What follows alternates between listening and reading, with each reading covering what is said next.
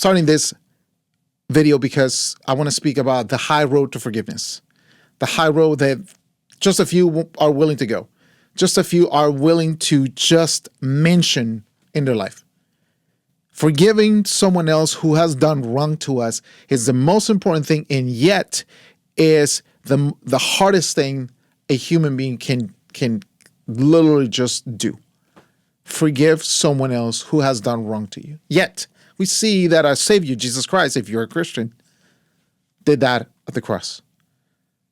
And we understand that according to Matthew 6:14 and 15, if you don't forgive, if we don't forgive our oppressors, if we don't forgive the person who has done wrong to us, we are not going to be forgiven by our Father in heaven. Why? Because when forgiveness and when you accept Jesus Christ in your heart, the Holy Spirit dwells in you, and it just gives you a new heart. 2 Corinthians 5:17 says that we are moved to a new man. We are a new man. We are a new creature. We are a new creation. That new creation can't just dwell with the same old person. That's why it's a fight in us between the old man and the new man, the spirit and the flesh. And we understand also that it's really important for us to forgive, because if we don't forgive those who have done wrong to us, we don't have the opportunity to explain and to present the gospel of Jesus Christ to these people. According to Matthew 23 and 24, we are required to forgive. That's a non-negotiable. We have to forgive people with the purpose to bring them to the table, sit down so they can see and realize that Jesus Christ forgave him first, and to bring them back to God. We are that vehicle who's going to spread the gospel of Jesus Christ according to Matthew 28. It's our job to make disciples. It's our job not to have just fans, but it's our job to make disciples. And what Erika Kirk did on Sunday, 2 days ago, on September 21st, was something that not a lot of people are willing to do publicly. You can say that maybe in your room and saying, well, I'll forgive him and I just let it go.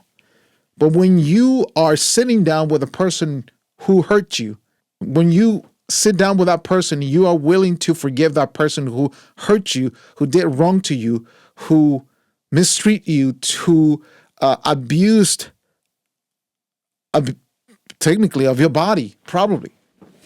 We're speaking about something that is almost unforgivable. Is it really unforgivable? I understand it is hard to forgive, but I understand that it's not impossible. With God, everything is possible. With the purpose to bringing people back to the table so they can have a reconciliation with God through Jesus Christ. My name is Pablo. Thanks for watching. Like this video, subscribe, hit the notification button. We'll go straight to the video right now. Let's go watch this part. Young men, just like the one who took his life.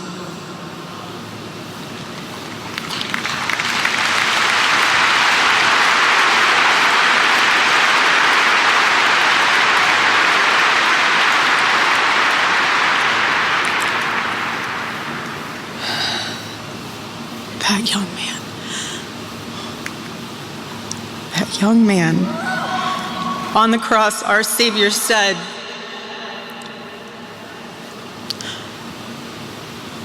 Father, forgive them, for they not know what they do. That man, that young man, I forgive him.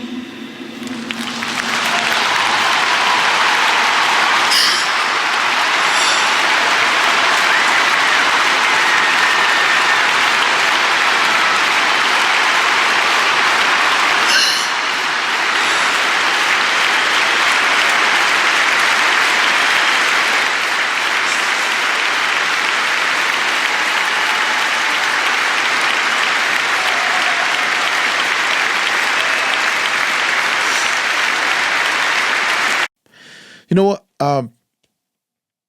We celebrate other stuff in life. We celebrate Rage, we celebrate. Rainbows, we celebrate all the stuff. And I don't want to attack anybody. I'm attacking the ideology. I'm attacking the idea that brought people to split. I'm attacking that idea because that idea is also attacking the body of Christ. That idea is also attacking people who say they Christian and they believe Jesus. And when you say you believe Jesus and you say you're a Christian, but you disobey the Bible, then that makes you simply just not a disobedient person. But you don't believe in Jesus Christ. You don't believe in God. You don't believe that he can forgive anyone. I was saying this when this happened a week and a half ago, almost 2 weeks now. As of tomorrow, it's going to be 2 weeks. I was saying that a lot of people were hurt. A lot of people, even actually podcasters and Christian people in the body of Christ, were literally not mentioning forgiveness at all. And as I was like, where is the table of forgiveness that we preach every single Sunday? Where is the table of forgiveness that we need to explain to people, where we say, we forgive you.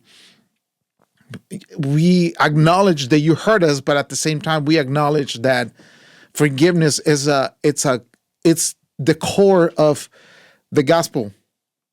Is something that we have to realize, that we have to forget people regardless of where they are, because our job, again, is to bring people back to the table of reconciliation and forgiveness through Jesus Christ. We cannot do it by ourselves. I could hate people. I can tell you, I have people in my life that I could hate, but I'd rather not, and I'd rather choose Jesus. And because I choose Jesus, he gave me his Holy Spirit. Now I have the willingness to forgive others. What I'm saying is that I'm not going to retaliate because I can make things worse. Am I going to be defend if someone's attacking my life? I can defend myself. Yes, I have the right to defend my life at all cost. My life, my family, but I'm not going to retaliate to people who are mocking me, who are telling me or making fun of me and stuff like that. I don't play that game. There's a different level. That the high road of forgiveness is what we need to express in here.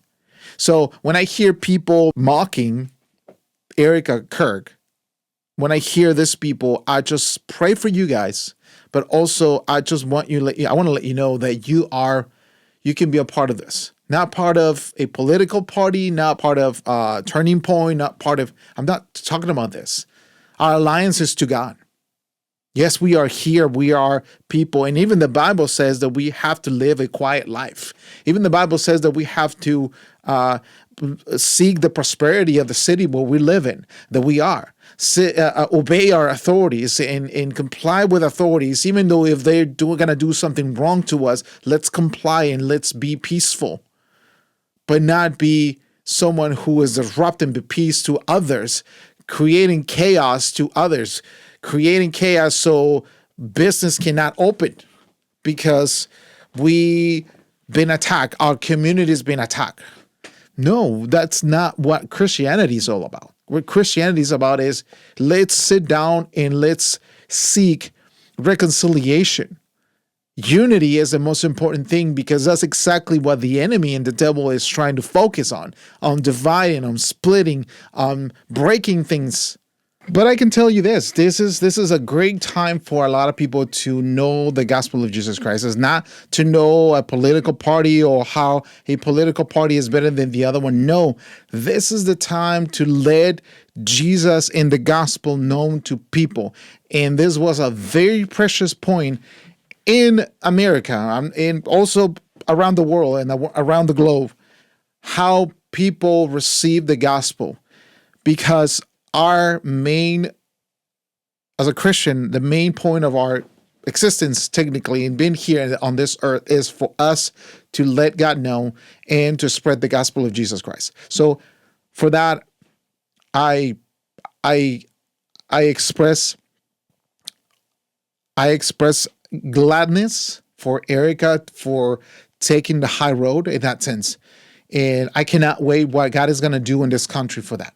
And I pray for Erika. I pray for her kids. I pray for even this country, not just a specific political party. I pray that God brings unity.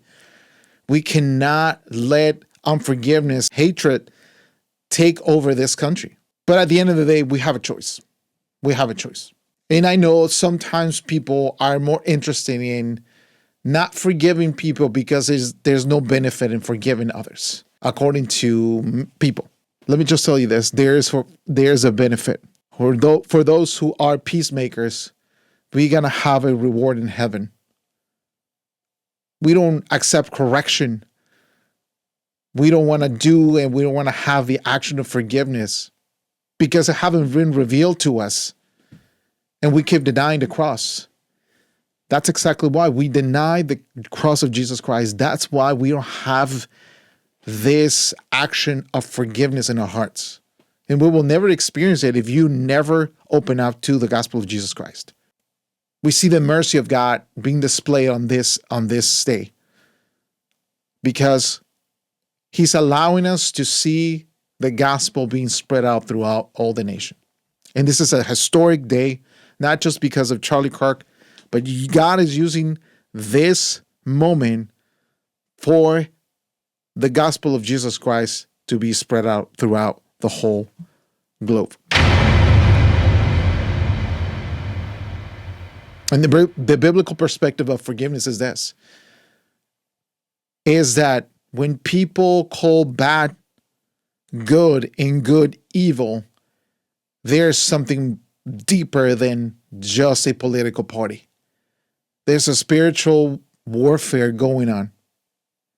The unbelief in that feeling will actually grow more and more if we let it spread out.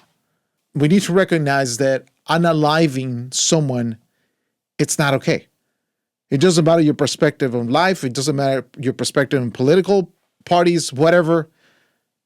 And it's because we are created in the image of God. We all deserve forgiveness because God is literally at the door waiting for somebody to say and just open the door for him. This is what I said one day. I want to make Jesus the Lord of my life. And I pray for those who don't know him yet.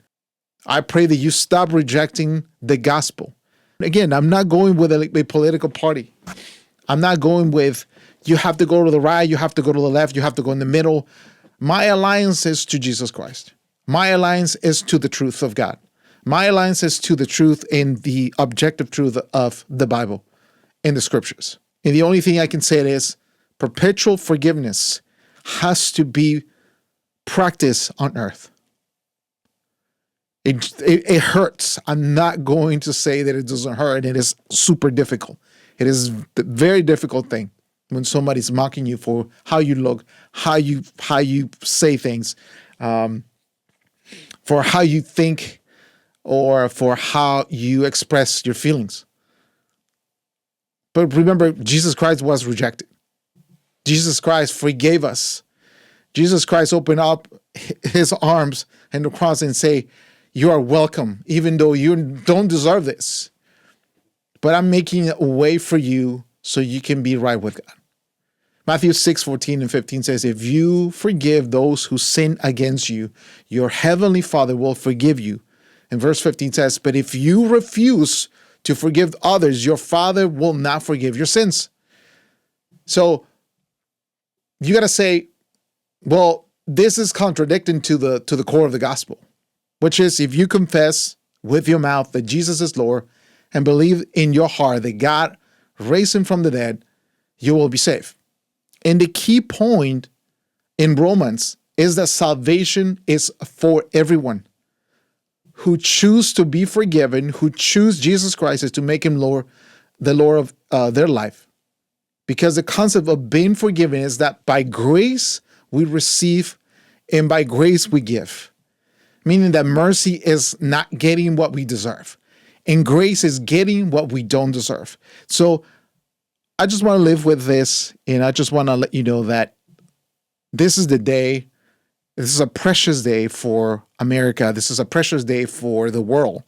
Not because of Charlie Kirk, not because of Erika Kirk, not because of the political party that you choose to be the side you want to be on. This is a precious day because the gospel has been spread out throughout the world. And that forgiveness is the main topic. Not a political party, not who you choose to follow, but everyone is subjected to being forgiven because we all had sinned against God. And it's so important to understand that if we say we receive Jesus as a Lord and Savior, it's imperative that we need to forgive the past, the future offenses in order to be right with God through the concept of Jesus when he says in Matthew 11:20 and 30, come to me, all those who are weary. Come to me, all those who you are weary and carry heavy burdens, and I will give you rest. And the verse 29 says, take my yoke upon you and let me teach you, because I am humble and gentle in heart, and you will find rest for your souls. We are living a different nature. And this is why we live by the Spirit. This is why the Bible says we live by the Spirit and not by human understanding, because the human understanding and the logic, it's always going to be to reasoning why we deserve this. There's no logic and there's no human understanding that is going to allow us to understand why God decided to forgive us. We don't deserve forgiveness. Just take the mercy of God and hang from that mercy of God and just say, yes, I do. I want to have your mercy. I understand that I am a sinner and I deserve not to be forgiven. But because you forgave me, I choose to forgive others. Maybe the person who did wrong to you has to pay for what he's done. In this case, the person who unalived Charlie Kirk. And only then I will be satisfied. You say that. We are looking for satisfaction, but we're not looking to be right with God. We're not looking to be right with God. We need to live in the Spirit. And if you believe in the Spirit of God, if you believe that Jesus Christ is your Lord and Savior, then the Holy Spirit is in you. So we live now in the Spirit. And because we live in the Spirit, we not live in the flesh. There's only one thing to do. It's just to bring people to the table. We love people. But if you love someone, you're opposed to the evil they are doing. Because this evil will annihilate any good deed, anything good in that person. That's why we oppose to evil. That's why we oppose to ideologies. We're not attacking the person. I'm not attacking you. I'm attacking the ideology that the enemy wants you to believe that God doesn't love you. We stumble in loving others because we are disobedient to God's word. Like 1 Peter 2:8 says, they stumble because they do not obey God's word. So they need the fate that was planned for them. Living in the Spirit, let me just tell you this, is when we understand that forgiveness doesn't require satisfaction. Oh.